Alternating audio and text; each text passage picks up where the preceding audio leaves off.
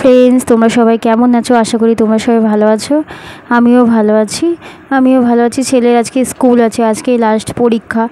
তো সকালবেলা উঠে একটু আটা মেখে রেখেছিলাম, তো ওটা দিয়ে 2-4টে লুচি করে দিচ্ছি। কারণ ওকে না কেক, বিস্কুট, তারপরে মানে প্যাকেজিং যে খাবারগুলো হয় ওকে দিলে না নষ্ট করে, খায় না কিছু না। কেক দিলে কেক গুঁড়ো গুঁড়ো করে নিয়ে আসে, তার জন্য মানে ঘরেই বানিয়ে দিই। তো এতদিন ওর কাশি সর্দি চলছিল বলে ওকে আর দিইনি, তো বাইরের খাবারই দিতাম। তো আজকে আমি ভাবলাম লুচি আর একটু চিনি দিয়ে দিচ্ছি, কারণ অত সকালে আলু ভাজতে হবে, আবার আলু কাটতে হবে। তো ও খেয়ে নেয়, মানে ওকে লুচি আর চিনি দিলে ও খেয়ে নেয় বলতে চিনি অল্প দিয়েছি, চিনি খাওয়া তো এমনিতেও ভালো না, তার জন্য চিনি অল্প দিয়েছি। তো এই টিফিনটা লুচিগুলো ছিঁড়ে দিয়েছি, কারণ ও ছিঁড়তে পারে না। ছিঁড়ে দিয়েছে, ও খেয়ে নিয়েছে, ফিনিশ করে এসছে। কারণ এই 1-2টো টুকরো রেখেছিল, বাকিগুলো খেয়ে এসছে। আর আজকে বৃষ্টি পড়ছে, বৃষ্টিতে ভিজে, কারণ পরীক্ষা আছে তো যেতেই হবে, ওর জন্য রেইনকোটটা পরিয়ে দিয়েছি। আর রেইনকোটটা আমার বান্ধবীর ননদ দিয়েছে, ভালো রেইনকোটটা বেশ। আর ওর যে রেইনকোটটা ছিল ওটাও ভালো, ওইটা ছোট হয়ে গেছে। ওটার একটাই মানে প্যান্ট নেই, ওটা এমনিই পরে। ছোটোবেলায় যেহেতু কেনা হয়েছিল, তো এদিকে ব্যাগটা নেওয়া হয়েছে, তো রেইনকোটটার চেনটা লাগাতে পারছি না, তো এদিকে চেনটা লাগিয়ে দিচ্ছি। আর আজকে লাস্ট এক্সাম, তো এটাই। আর ওদের চলে যাচ্ছে ওকে প্রত্যেকদিন, মানে এই যেই কদিন পরীক্ষা চলেছে সেই কদিন ওকে জ্বরের ওষুধ খাইয়েই পাঠিয়েছি। কারণ ও স্কুলে যদি জ্বর আসে তো ম্যাম তো আর করবে না, ম্যাম 10টা কথাই শোনাবে, বাট আর কিছু করতে পারবে না, এটাই। তো এদিকে বৃষ্টি পড়ছে, আর এই গাছগুলো আমি বাইরে লাগিয়েছি, এই বৃষ্টির জল পেয়েছে, বেশ গাছগুলো হয়েও গেছে। ওর বাবাকে বললাম তুমিও রেইনকোট পরে নাও, রেইনকোট পরে নিয়েই যাও, কারণ বৃষ্টি পড়ছে, ভিজে যাবে। তোর বাবা রেইনকোট পরে নিয়েছে। তারপরে মায়ের বাড়ি গেছিলাম, মা একটা কাঁঠাল রেখেছিল, তো মা বলছিল রাতে আনতে, তো রাতে আর কাঁঠাল আনিনি, তো এনেছি। আর এদিকে মাছটা দাদা কিনে দিয়েছিল। তো এই আমাদের পাড়ায়, আমার বাপের বাড়ির পাড়ায় একজন আছে, তো মানে ওর নাম হচ্ছে লুঙ্গিওয়ালা, ও তোমার মাছ দিয়ে যায়, মানে কম পয়সাতে বলতে হ্যাঁ, মানে দোকানের থেকে যা কেনো তার থেকে ওর কাছ থেকে কম পাবে, তবে অনেকে না ওর কাছ থেকে বেশি ওজনেও নিয়ে নেয়। তো ওর নামই মানে ফেমাস নাম, আমাদের পাড়ায় যদি কেউ বলে যে লুঙ্গিওয়ালা, তো বলে দিতে পারবে। তো ওর কাছ থেকেই মাছ নেওয়া হয়েছে, মাছটা বেশ ভালো টাটকা মাছ, তো নেওয়া হয়েছে। আর এদিকে মাছগুলো আমি কেটে নিচ্ছি। আর আমি মানে ঘরের যাবতীয় কাজ বলো, মাছ বাছা বলো, যাই বলো না কেন, আমি মোটামুটি সবই করতে পারি, মানে কোনো কাজে আমার না মানে পাবে না। আর সত্যি কথা, তো ওইটাই মাছগুলো কেটে নিচ্ছি, ভালো করে পরিষ্কার করে নিচ্ছি। আর মা যে কাঁঠালটা দিয়েছিলো, কাঁঠালটা খুব ভালো, ছোট বীজ, তো কাঁঠালটা এনেছি, তো ছোট বীজ, তো ওয়েস্ট হয়নি, সব প্রত্যেকটা পেটে গেছে। আর সত্যি কথা বলতে এই কাঁঠাল না মানে ফ্রিজে আমি রাখতে চাই না, কারণ কাঁঠাল ফ্রিজে রাখলে না পুরো গন্ধ, যেই খাবারই রাখে সেখানেই কাঁঠালের গন্ধ। তো এদিকে মাছটা আমার বাছা হয়ে গেছে, মাছ থেকে 2বার মাছের কাঁটাও হাতে খাওয়া হয়েছে। তো এদিকে মাছটা বেছে নিয়ে ভালো করে নুন দিয়ে ধুয়ে নিয়েছি। আর এই যে সাদা হয়ে গেছে, একটু নুন দিয়ে ধুলে না লালে ভাবটা সাদাও হয়ে যায়, তো এটাই। আর এদিকে আমার বর কাঁঠাল খাচ্ছে, খেয়ে বীজগুলো ছেড়িয়ে রাখছে। আমি ওকে বললাম তুমি যে বীজগুলো ছড়াচ্ছ, তুমি কিন্তু ওগুলো আবার ধুয়ে গুছিয়ে রাখবে। বলছে করবো না। বলছি তুমি করবে না মানে তোমাকে তুমি বাধ্য করতে। তো ওটাও আমাকে 2 পোয়া খেতে দিয়েছে। আর বেশ ভালো কাঁঠালটা খেতে, মানে ছোট পোয়া, তো মানে 1 গাদা না, আর 1 গাদা বড় পোয়া থাকলে খেতেও অসুবিধা হয় আর নষ্টও হয়, সেটাই। তো এদিকে বীজগুলো রেখে দিয়েছি। আর এই যে আমার মাছের ঝোল রেডি। তো সত্যি মানে একটা খারাপ হচ্ছে, মাছের ঝোল করা হয়েছিল কিন্তু সব মাছগুলো গেছে বিড়ালের পেটে। তো এদিকে আমি ওই মাছের ঝোল করে এদিকে আমি তাকটাও পুছে নিচ্ছি। তো মাছের ঝোল করা হয়েছিল বৃহস্পতিবারে, আর এটা হচ্ছে আমার শুক্রবারের ভিডিও। তো শুক্রবারে মানে ছেলে স্কুল গেছে, তো আমি এই স্টিলের তাকটা ভালো করে পরিষ্কার করে নিচ্ছি, কারণ 2-4 দিন না করা হয়নি, আগে একদিন পরপরই করতাম, কিন্তু এখন মানে শরীরে আর এনার্জি পায় না, তার জন্য ওই 2-3 দিন পরপর করি। আর এটা না পরিষ্কার করলে না তেল চিটচিট হয়ে যায় না, ভালো লাগে না আমার। আর বাসনগুলোও তেল চিটচিট হয়ে যাবে। আর তাকটা যেহেতু স্টিলের, আর রান্নাঘরের কাছে রান্নাবান্না সমস্ত কিছু এখানেই হয়, তার জন্য স্টিলের তাকটা ভালো করে পরিষ্কার করে রাখতে হয়, নাহলে তো বাসনপত্রও তেলচিট হয়ে যাবে, তাক তো তেলচিট হবে, তারপরে তো স্টিলের তাক জং ধরে। তো ওইদিকে আমি পুছে বাসনগুলো গুছিয়ে রেখে দিলাম, আর এই দিকটাও পুছে নিচ্ছি। আর মানে সাদা হয়ে আছে, তো এটাই পুছে নিচ্ছি।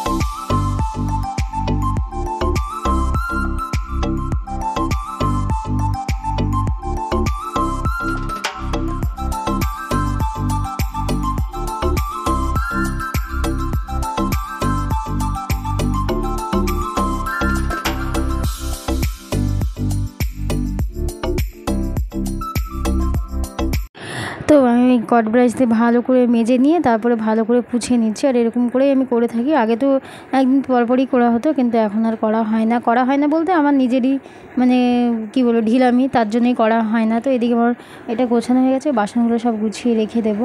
তো গুছিয়ে রেখে দিচ্ছি বাসনগুলো, আর ঝুড়িতে যে বাসনগুলো ছিল সেগুলো গুছিয়ে রেখে দিচ্ছি, কারণ আবার বাসন ধোবো, তারপরে এই অর্ধেক কাজ করে আবার ছেলেকে আনতে যেতে হবে। আর কালকে না কাজ করতে করতে আমি ভাবছি পচা গন্ধ কোথায় যাচ্ছে, মানে ওইটা খুঁজতেই আমার 1 ঘন্টা লেগে গেল। তো বলে না যারা বেশি পরিষ্কার থাকে তাদেরই এই মানে এইসব জিনিস হয়, সেটাই হচ্ছে কথা। তো দেখছি খাটের তলে একটা কোণে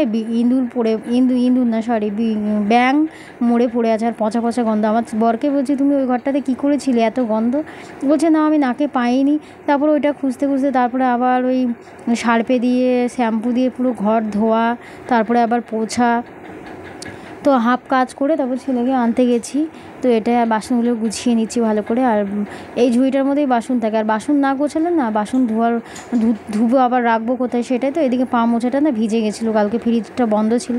তো পা মোছাটা ভালো করে ধুয়ে মেলে দিলাম, আর এদিকে বাসনগুলো মেজে ধুয়ে নিচ্ছি।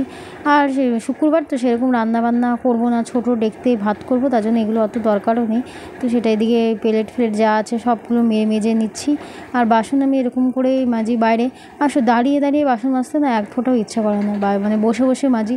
আর আগে যখন বসে মাজতাম তখন মনে হতো দাঁড়িয়ে মাজি। এই হচ্ছে ব্যাপার, মানে মানুষ কোনো দিকেই ঠিক নেই, এটাই হচ্ছে।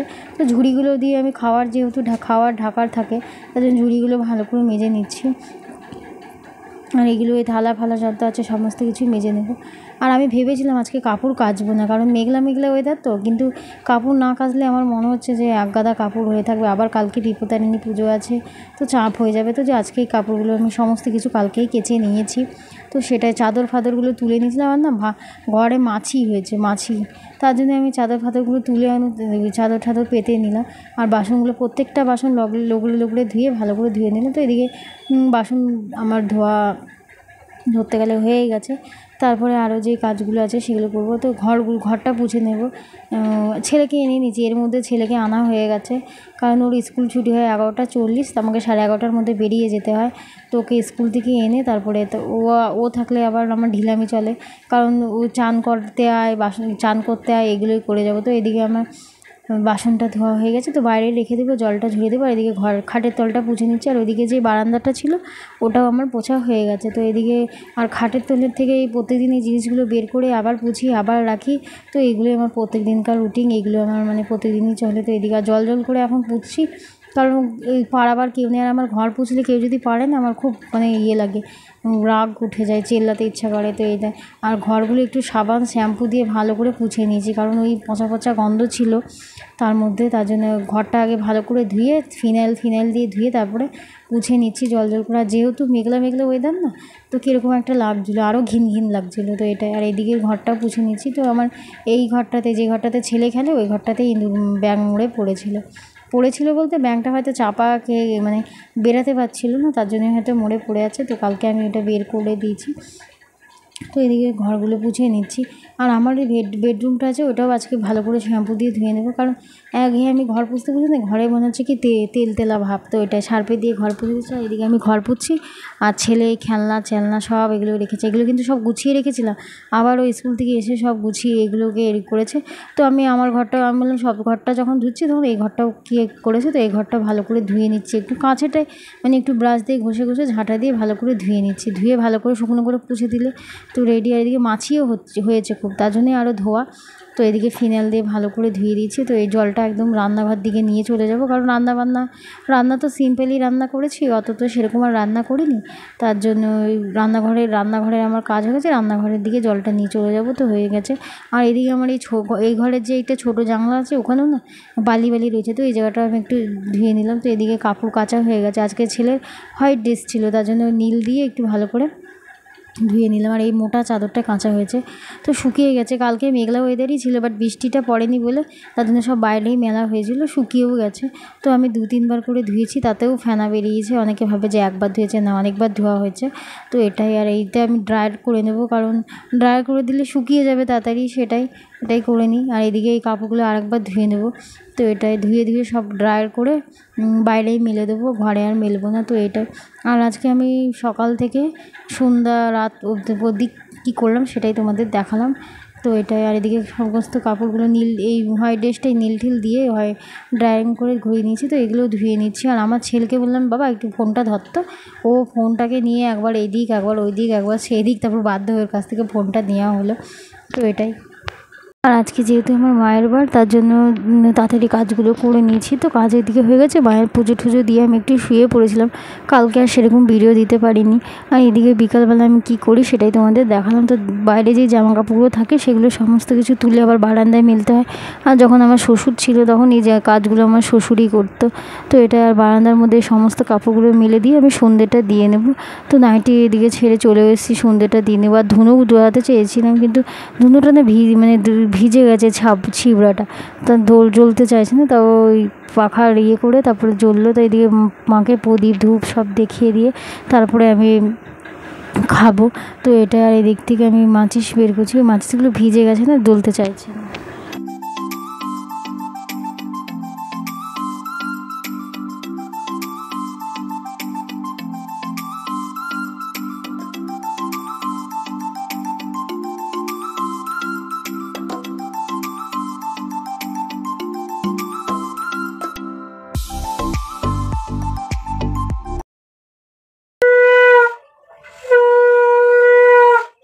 তো এদিকে সন্ধে দেওয়া হয়ে গেছে ঠাকুরকে।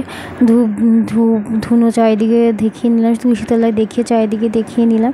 তো এটাই তোমাদেরকে দেখালাম। আর সন্ধে দেওয়ার পর আমি খেয়ে নেব। আর আমি প্রত্যেক শুক্রবার তাই করি, যখন পুজো দিতে পারি না তখন দুপুরবেলা খাই, নাহলে আমি বেশিরভাগ সন্ধেবেলায় খাই। তো এটাই। আর ওই যেহেতু কালকে বিপত্তারিণী পুজো আছে, ভাত খেতে পারবো না, আজকেও খেতে পারবো না, তার জন্য আজকে গোবিন্দভোগ চাল আর আলু দিয়ে খাচ্ছি। আর আমি এটা করলাম একটাই কারণে, আমার ছেলেটা না আমাকে খাবার বেড়ে দিচ্ছিলো। ওকে বললাম তুই খাবি, প্রথমে বলছিল না খাবো না। বলছে একটু খেয়ে দেখ, ভালো লাগবে খেতে। একটু ঘি দিয়ে নিয়েছি আর বেশ ভালোই লাগলো, গরম গরম খেতে বেশ ভালো লাগলো। আর এই গোবিন্দভোগ চালের ভাত না একটু চিটে যায় ঠান্ডা হলে, ওটাই হচ্ছে। তো খেয়ে দিয়ে আমি গেছিলাম দোকানে, একটু জিনিসপত্র ছিল না। তো এদিকে নিয়ে এলাম কালকে জিনিসপত্র, ছেলেটার দুধ ছিল না, তো ওটাই নিয়ে এলাম আমি আর ছেলে। আর এই কটা জিনিস হচ্ছে 176 টাকা, ভাবা যায়। আর সব থেকে দামি জিনিস তো এটা। আর তোমাদের যদি আমার ভিডিওটা ভালো লাগে প্লিজ আমার চ্যানেলটিকে সাবস্ক্রাইব করে দিও আর আমার পাশে থেকো।